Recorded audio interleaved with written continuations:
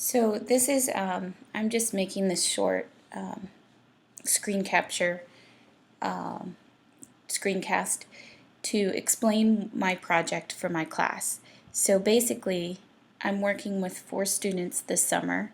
They are all students that I had last year in class. One is an ESL student, one is a student with an IEP, one is a student who has had math and reading intervention, and then one is what I would call a bubble student, which means he's right on the edge of maybe receiving interventions, but he hasn't qualified yet. So he needs a little extra help. All 4 students have struggled with telling time, and I really think that they really need to back up and look at the conceptual understandings of telling time. And so here I've designed a course in our district's learning management system, and it's called Math Practice Skills Telling Time. And I'm really new at doing this. Our district just adopted this, so I'm kind of experimenting with it too. So it's probably not perfect. So the first thing that I wanted to do is do an introduction to the course. And so this is Introduction, Telling Time, Analog, and Digital. And in this introduction, I have the first folder, which is an introduction to telling time. But then I also included extra practice sheets. So like if these kids wanted to get on at home, they could go into this folder and they could find 2 different websites that are clock generator websites for practicing telling time. Another thing is that since these kids struggle, I really wanted them to have an image associated with the text so that it would help them decode the text, because they all kind of struggle with reading as well. So if you go into this folder, you can click on this clock worksheet maker, and this is Math Fact Cafe. And the great thing about this LMS is it just pulls the website right in. So they could start generating their own worksheet, depending on what skill they might need. Or their parents could do that for them. And then that was Math Fact Cafe. If you go back to this one, this is called the Math Worksheet site, and it's also a clock generator. I like it better for writing hands on the clock. So this one, you can choose what they want to practice. It's a little bit more targeted too, because a lot of kids struggle with telling time to the 55 and the 50, so you could make worksheets just on that. Anyway, so those were just extra sheets. And if I go back up to the introduction to the course, an introduction to telling time, again, I tried to put a visual image with everything, just to associate with the text for those kids, because they also have trouble decoding and with their reading skills.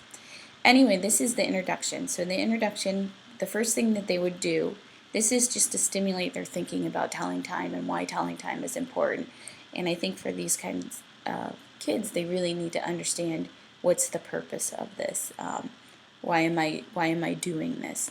A lot of times they might think that they just have to do it, but they don't know why.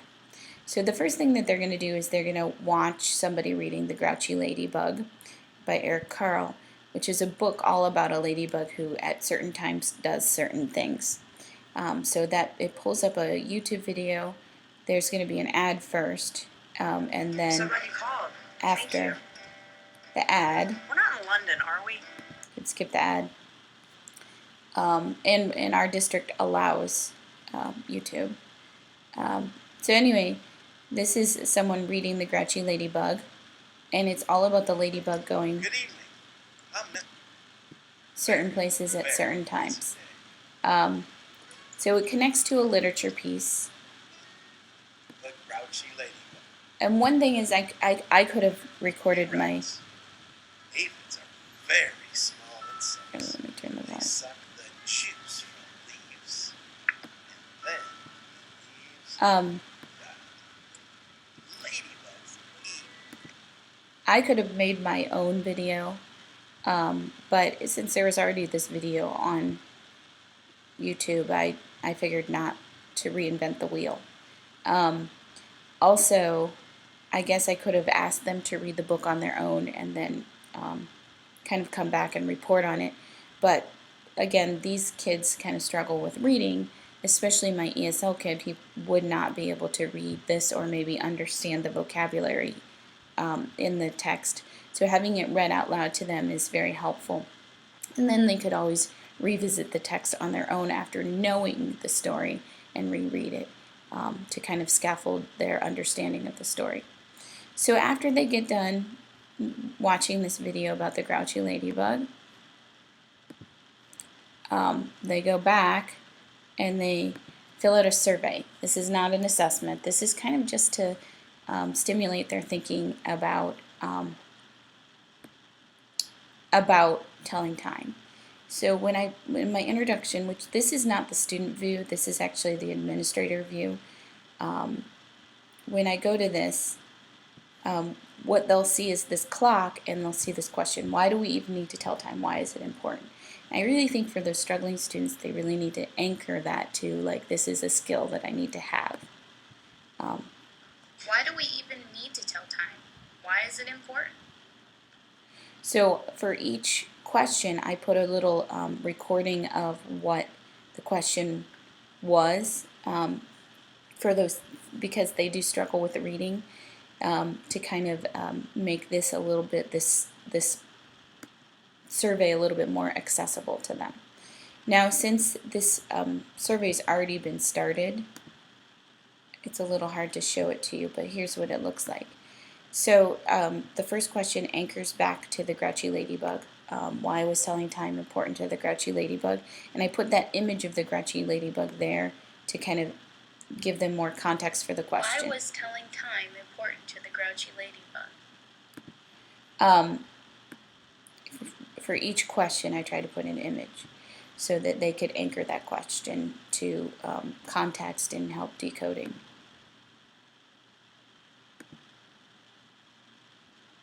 Think about a time where you had to be somewhere. What would have happened if you didn't have a clock? So then this is anchoring that telling time to their life.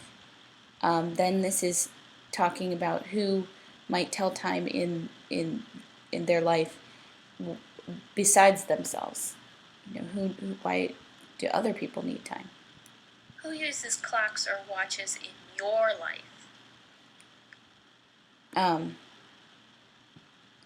And then this is the big question, which is, why is telling time important?